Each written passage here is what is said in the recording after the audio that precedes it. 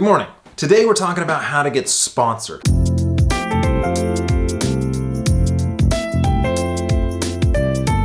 And not in a super douchey way. I'm actually going to try to break down as much of the business side of sponsorships and risk versus reward and how companies work with athletes. This video does come in the middle of a Train Like a Pro challenge that I've been doing. So if this is the first video you've seen, it is inside of a daily vlog series where I trained 20 hours a week for 3 weeks while maintaining my family, my marriage, my work, my sanity. Currently, I'm on a recovery day inside of a recovery week. My resting heart rate today, 42. Holy smokes, I'm feeling so much better that I don't have to ride 5 hours on the trainer every day.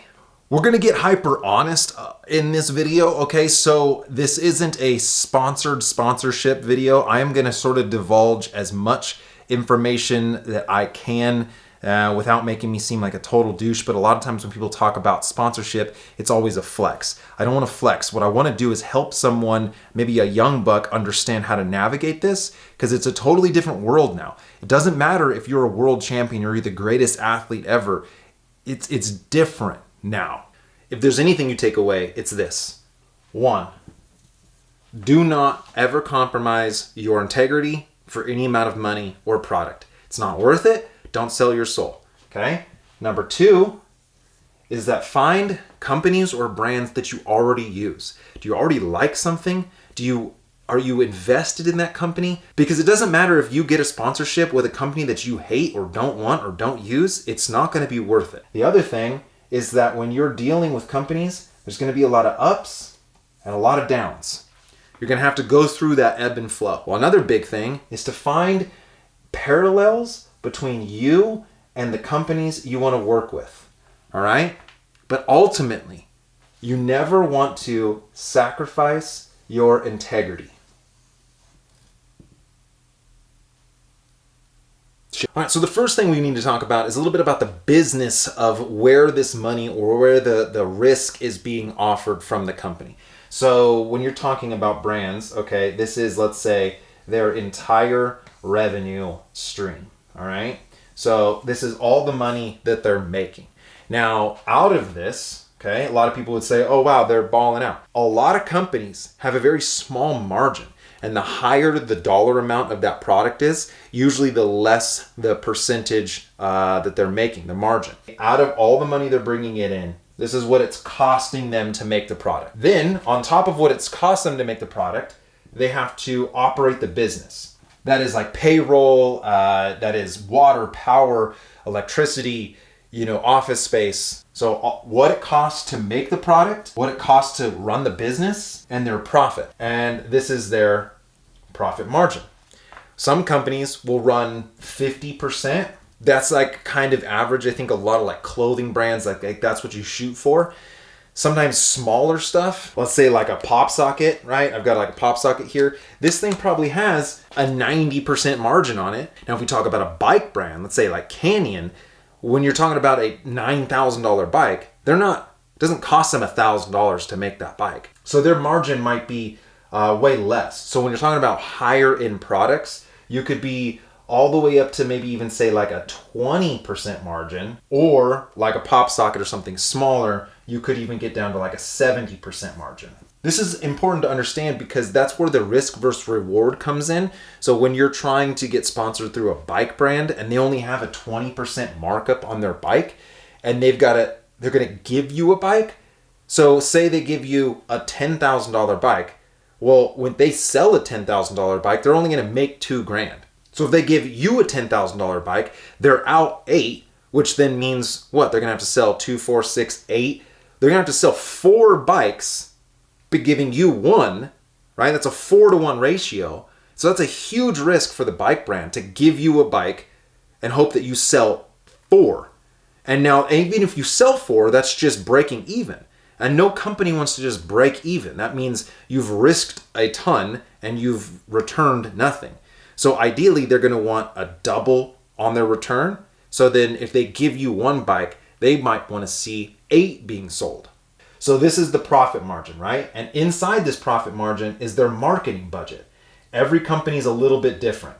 In this marketing budget right here, you might have traditionally, before it's like social media influencers, this whole marketing budget would be basically split between print, like magazines, billboards, radio, and TV. Radio, TV, print is so difficult to monitor. So when I owned my motorcycle shop, I was spending $5,000 a month on TV and radio ads.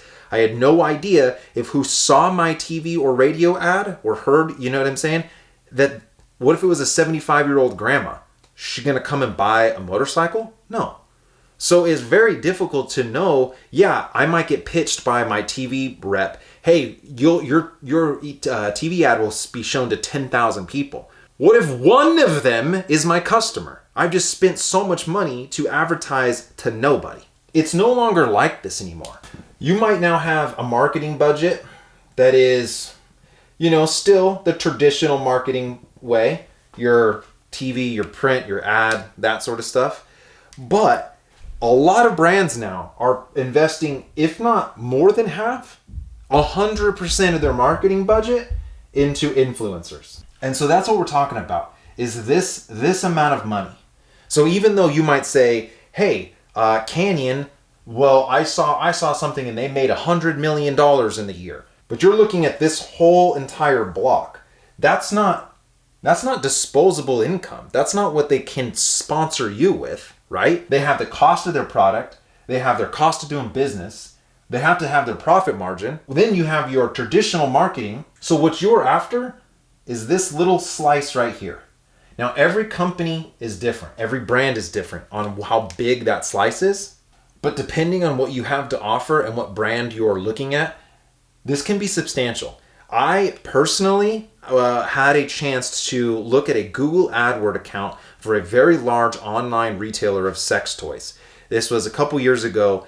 Their Google AdWords per month, $500,000. That is insane. And that's just their Google AdWords. Their total monthly ad budget was $3 million. Do you know how many dildos you got to sell to recoup $3 million? But the number one thing when we're looking at potentially getting sponsored, in my eyes, is ethics, is morals. No amount of money is going to let you sleep at night. I know that if you haven't been sponsored or if you haven't had a relationship, you might think, oh, there's no way. Dude, if I could get a free bike, I would do anything. I'd punch babies in the face. But you need to understand what you're willing to do for sponsorship. And are you okay with a company owning your voice? And if they own your voice, if they own your words, they kind of own you. And until you're in that situation, you don't really think about it, but it feels disgusting. If you work a deal with a company and they send you a script that you have to read off of, it's not going to feel good. And that's also not genuine. Like, that's not going to serve anyone anything. Everyone's going to see you read this script off and be like, well, dude, I know what he's doing. And so then it almost looks bad it does look bad on you, but it also looks bad on the company. And when you're feeling down about selling your soul for sponsorship, I like to get into the shower with my wonderful Alpecin caffeinated shampoo. It really washes away the gross feeling when I've sold my soul for advertising. That was so funny, dude. All right, so the next thing is, what do you have to offer? What can you do for this brand? Now, it doesn't necessarily need to be that you're winning races or you have a huge audience. There's a lot of different ways that you can deliver value to a brand. Obviously, having a ginormous audience and a successful platform, Instagram, TikTok, YouTube, whatever, is going to help. But know that the days of only pro athletes get sponsored, that's over. And if you don't know anything about me, I'm terrible at sports. And I've been able to obtain some really good relationships that I'm really proud of, not based on my physical abilities. So if you're not a pro athlete, if you're not going to be the next world champion, if you're not absolutely crushing whatever sport you're doing, what can you offer? I believe that personally I can offer a good story. That is my main thing. I'm not in the business of selling products. To me, I'm in the business of entertainment. And I want to tell a good story. I want to tell an authentic story. And I want to convey some kind of emotion. Over my time on YouTube, I've really tried to figure out what my place is. And I really enjoy whatever emotion I had during that experience. that I'm able to give it to you. That's what I offer. But maybe you have something else to offer, which is like you're a unique inspiration. There was a guy that I saw doing the wafer ride at BWR, Utah. The guy had one leg. He was riding with one leg. And I thought, what? I can barely do this with two very strong legs. And this guy's riding one-legged. It was honestly insane to see, and it was super inspiring. And so what do you offer? Do you offer a large audience? Do you offer winning? Do you offer a unique perspective or take in the industry that you're in? And whatever that is that you're offering, you need to put together some kind of package to present that has no questions. Do not assume that the sponsor you're going after is going to look you up. Don't just drop into their DM and be like, hey, sponsor me. Are they going to click your profile and search you and investigate you? That's not their job, man. That's your job to present yourself in a very professional way. With that being said, you need to have done something. So there needs to be a proof of concept. If you message a company and you've got one follower, it's your grandma, and you've never made a post before, and you say, hey, in the future, I'm gonna do all these things. Cool, in the future, hit us up. What you should do is do the thing you wanna do, with or without support, right? But you need to have that proof of concept. Hey, I did this thing over here. Look at this. Hey, without support, I was able to achieve this. So with support and with help, I can even do more. But without it, I was able to do X. Find out what you're going to offer, put it together in a package, and present it as well as you can. So now let's talk about the tiers of sponsorship. Number one, top is affiliate. That's the easiest thing to get into. Everyone, anyone can get into an affiliate link program. A lot of companies or brands have affiliate links. I hate them. It feels disgusting to me to do affiliate links, but it is no risk on a brand side and all reward, which means that if you're going to have some sort of coupon code or a link that you're going to say, swipe up, click here, do this, and then you're going to generate sales. And then the company will pay you based off of those sales. But ultimately, you become a salesman for whatever company you're doing that for, and that gets into where you get commission breath, where every time you talk to someone, it's so bright in here, so I had to put on my Oakley Cerutos with the new prism lens. Great for amplifying the light and shading your face. Oakley Cerutos. Swipe up. Okay, you know what I mean? That just feels weird. But that's the only way you're gonna get any value out of it, is if they use your code or your link. The next is discounts. Duh. 10%, 15%, 20%. These are discounts within the margin of the brand. So they're not losing money. They're still making money, just not as much. Especially in sports that are extremely expensive, getting some discounts on nutrition or something that you're doing often, that can be a huge help. The next thing would be wholesale discounts. This is where they're giving you either what their cost is or even below their cost. So let's say Ridge Supply with the socks, you know, he's selling a sock for whatever, $20 a sock, and it costs him $10 to make that sock. Maybe you get a discount and you're getting it for $5 a sock, which is still, you're putting out money, and Ridge Supply is still losing money. But this is a pretty good meet in the middle, right? If you've never worked together, it's like, well, let me see how this works. Let's establish some sort of trust here. But a wholesale discount or below cost discount, that is where a company is now starting to invest a monetary value into you. And they're gonna wanna start requiring some sort of return. Now, free product is your next level, right? That's where companies are just going to send you the product, and depending on the product, if it's wheels or bikes, you know, that's a high dollar amount. They are investing money, even though they're not giving you cash, they are spending their own money. They have made a set of wheels, they give you that set of wheels, that's money out of their pocket. But free product comes at a cost to the brand. So the top of the level is cash plus product. So depending on the company, you might get just paid for a post, or it's a monthly thing, or it's a yearly thing. It can range in value. I went to high school with a guy who's now a pro golfer. He gets paid 60 grand a month from Nike. 60 grand a month from Nike. That's just his endorsement deal with Nike. 60 grand a month. Bro, I would punt a baby 100 yards for 60 grand a month. I'm not saying that that's what you could achieve. I'm just saying that there are companies out there that start to pay a substantial amount of money depending on you as an athlete or a personality or an influencer. This is the highest level. This is very hard to achieve, but I'm just giving you some kind of level that you can go from affiliate links to getting paid straight cash. How do you actually get sponsored? How does that actually work? And it's finding the right person. I'm going to give you a personal story of how I was able to connect with Canyon, but it's finding the right person. You could spend a ton of time talking to the wrong person, and even if your pitch was perfect, even if everything makes sense, this is the company you want to work with, you feel really invested in them, but you're talking to the secretary, it doesn't matter what your pitch is. They don't have the power to approve that. But also you got to think about who you're talking to. So if you're talking to, say, Ridge Supply, you could slide into his DM right now and talk to the owner right away.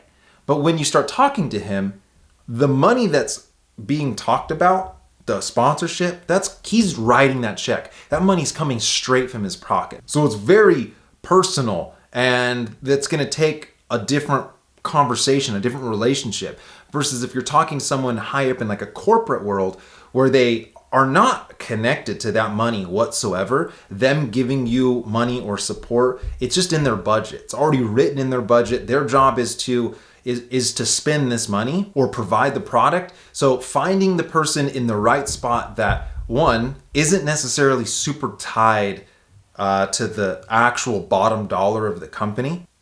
So let me give you my personal story about Canyon. Now, I was able to get a Canyon Ultimate rim brake for the Climb to Kaiser project, unaffiliated with Canyon.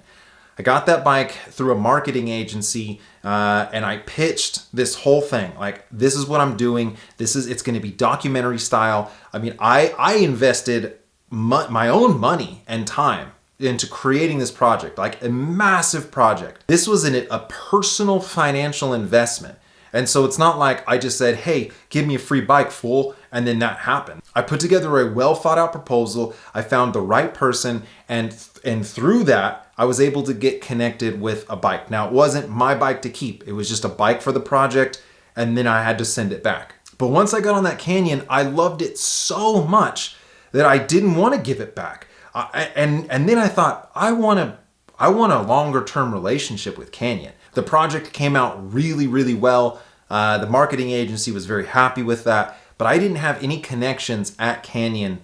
So I had to start trying to figure out, who do I talk to? I sent a ton of emails just through their regular general chat, through Instagram messages. It took me 2 years to really even get to a point where I was talking to the right person at Canyon. November of 2019, where I was near the Canyon headquarters. I had a meeting, it got pushed, and it was like, hey, you're gonna have to come back later. But I couldn't. The headquarters is 6 hours from my home. I knew that if I had left and went home, it just wasn't gonna happen. I was so close. So I just literally had my wife drop me off at the Canyon headquarters, and I knew that the guy that I needed to talk to was in there. And I just sat outside and I waited for him to come out. Like, bro, you're gonna talk to me. And so he came out, and he's like, all right, you got 5 minutes, give me the elevator pitch. Because obviously companies, their job is to not give away free product. They want to sell a product. So my relationship with them is very low on the totem pole. But so I was able to get some coffee with him, and we sat down, and I'm about ready to make my pitch. And no joke, 2 people come riding up on Canyons and say, wow, it's the Vegan Cyclist. Hey, we saw one of your videos and we were here to check out, gravel bikes. They then went on to talk all about how they got Canyons because of my videos before I'd even had a relationship with them. And so then I just turned to the Canyon guy, and I'm like, I don't know what else I could say. You know what I mean? This is kind of crazy. This is out of the blue. I mean, I didn't plan this. But it was an older gentleman and his wife. They were lovely. And I don't know if you're watching. I can't remember your guys' names. But I only have a relationship with Canyon because of you. Like, it was so insane. And so then Canyon was like, okay, we'll get you on a deal. And for 2020, I was able to actually sign like a legit athlete deal with Canyon. Now I don't get paid. There's no, I mean, just being fully open and honest. And when I do on my bike review, I'll talk more about that deal. I don't get paid from Canyon. I don't get kickbacks. If you bought a Canyon, it does not reflect on any sort of monetary value for me. That is one thing that I really think is important, is to why I don't like affiliate links, is that if you get money when someone buys something, that opens up real sketchy territory, because then are you really being honest? Are you really able to talk from the heart? Or are you just trying to be a salesman? So I know it's easy on the outside to be like, oh yeah, he has 160,000 subscribers and he just gets all these bikes given to him. It took me almost 3 years and personally investing my own money and time into many projects to be able to get a deal with Canyon that is not paid. It's not a paid sponsorship. So it takes time. It takes work. It takes energy if you want to get with the right people. All right, so let's end it off on this, right? Don't be gross. Don't ever compromise your soul for anything. The idea of a sponsorship is a long-term partnership. That's how you got to look at it, as a partnership. Personally, not too long ago, I was offered $5,000 for a 90-second ad that was scripted from like an online game, right? Like a MMO, Dragons, Dungeons type thing. $5,000, 90 seconds. And before you talk a ton of smack, just think about that for a second. How hard is it to make $5,000? And that I could just for 90 seconds read off this script and make that kind of money? That is a very hard thing to turn down and just say, no, I'm good. For how much work and how hard I work for the kind of money that I make, that is so insanity. But you have to stick with your word. If I came to you and I said, this video is brought to you by the League of Shadows of Giants of Asgatar. Come and play with me today. Swipe up and hit the link now. How could you trust anything that I say past that point? I mean, to be honest, like how you would think this guy only wants money, and so I can't trust anything he has to say. And your word is your value. So maybe if you're an athlete or you have an audience or you're just wanting to try to get support, the way you conduct yourself and your word and your integrity is of the highest value. Maintain that at all costs. Even if a company wants to give you a ton of money or a ton of support, be very careful in what you say yes to. Know that you're going to get told no a ton, and that no matter what your resume is like, sometimes it's just not going to work out. Pac ghosted me so hard. I did so much for Pac. I thought that I earned such a good relationship with Pac, and they never returned any of my emails or calls. I mean, dude, I couldn't get anything from them at all. I couldn't even get a discount, bro. And that's fine. I mean, that's their prerogative. They didn't like me. I don't know why. I really enjoy their product. I still run my Pac Octal X. It's one of my favorite helmets. But that's just a dead horse. I can't keep beating that down. For whatever reason, the team over at Pac doesn't want anything to do with me. Don't take it personal. Move on. It's just business. And invest in yourself, man. That's one huge tip. Invest in yourself. You think you can do something? Do it. Then go to the sponsors and say, hey, look at this cool thing I did. Work some sort of long-term relationship. If you can't get any support now, say, well, can you give me a discount now? And then maybe we work into free product later. And then maybe eventually we can work into some cash support. You know, build some sort of structure that a company can work into trusting. Anyway, man, I have no idea what I said in this video. I seriously have been ranting for like 3 hours. So if this video is not 3 hours long, so much of it didn't make the final cut. I'm telling you right now, I feel so freaking good, man, because I don't have to ride 5 hours tomorrow in the trainer. Whew. Let's go eat some food.